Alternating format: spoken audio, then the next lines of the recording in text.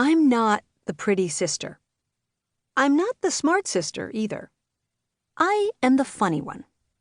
I've been called that for so long, for so many years, in fact, that all of my life I thought it was one word, funny one. If I had to die, and believe me, I don't want to, but if I had to choose a location, I'd want to die right here in the ladies' lounge at Leonard's of Great Neck. It's the mirrors. I look slim-sational, even in 3D.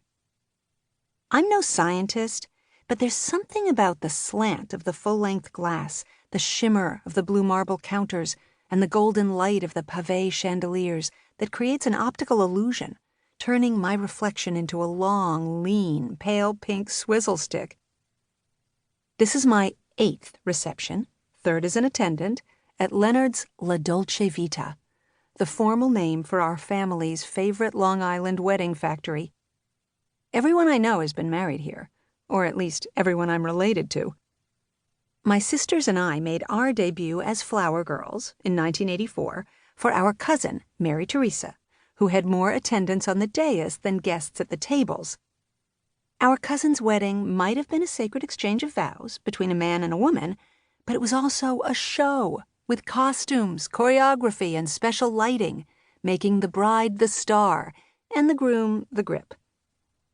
Mary T. considers herself Italian-American royalty, so she had the Knights of Columbus form a crossing guard for our entrance into the starlight Venetian room. The knights were regal in their tuxedos, red sashes, black capes, and tri-cornered hats with the marabou plumes. I took my place behind the other girls in the procession as the band played Nobody Does It Better, but I turned around to run away as the knights held up their swords to form a canopy. Aunt Fiend grabbed me and gave me a shove. I closed my eyes, gripped my bouquet, and bolted under the blades like I was running for Seine. Despite my fear of sharp and clanging objects, I fell in love with Leonard's that day. It was my first Italian formal. I couldn't wait to grow up and emulate my mother and her friends, who drank Harvey Wallbangers in cut crystal tumblers while wearing silver sequins from head to toe. When I was 9 years old, I thought Leonard's had class. Never mind that from the passing lane on Northern Boulevard, it looks like a white stucco casino on the French Riviera by way of Long Island.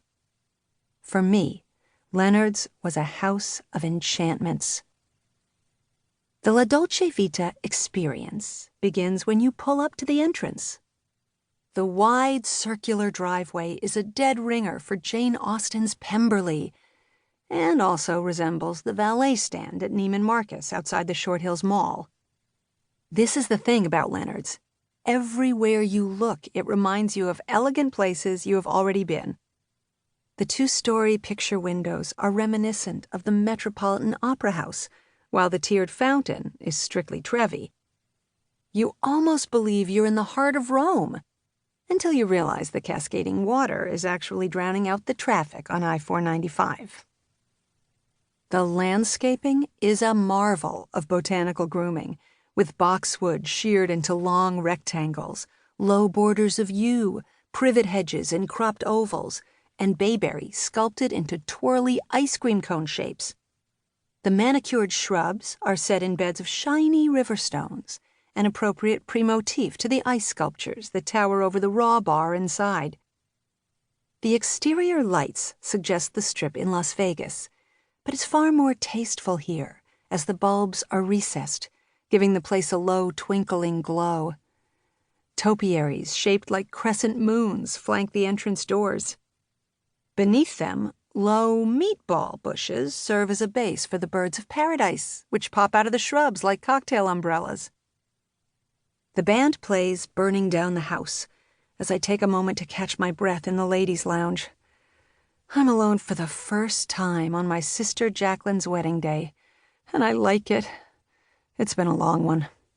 I am holding the tension of the entire family in the vertebrae of my neck. When I marry, I will elope to City Hall because my bones can't take the pressure of another Roncalli wedding extravaganza. I'd miss the beer-battered shrimp and the pâté rillettes, but I'd survive.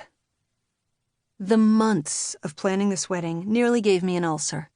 and the actual execution bestowed on my right eye a pulsating tic that could only be soothed by holding a frozen teething ring I bogarted from cousin Kitty Calzetti's baby after the nuptial mass.